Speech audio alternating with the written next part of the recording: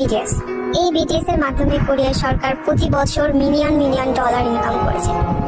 এখন নাকি সেই কোরিয়া সরকার দ্বিতীয় বিটিএস খুঁজছে। ব্যাপারটা একটু হাস্যকর না? অলৌকিক শক্তি পৃথিবীতে একবারই ঘটে, আর যেটা আমাদের বিটিএস মেম্বারদের সাথে ঘটেছে। আমাদের বিটিএস মেম্বার সোগা একবার বলেছিল যে ক্যাপপ ব্যান্ড আবারও তৈরি হবে, কিন্তু বিটিএস কখনোই তৈরি হবে না। আর এটা আমরা মন থেকে বিশ্বাস করি, আর এটা সত্যি বাস্তব, কখনোই হবে না। ক্যাপপ গ্রুপ তো অনেকগুলাই আছে, কিন্তু বিটিএস গ্রুপের মতো কয়টা আছে? না কখনো ছিল আর না কখনো হবে, কারণ পৃথিবীতে অলৌকিক শক্তি একবারই ঘটে। বিটিএস কোনো ক্যাপপ ব্যান্ড না, এটা একটা প্যানেল যা কোটি কোটি আর্মি নিয়ে গঠিত।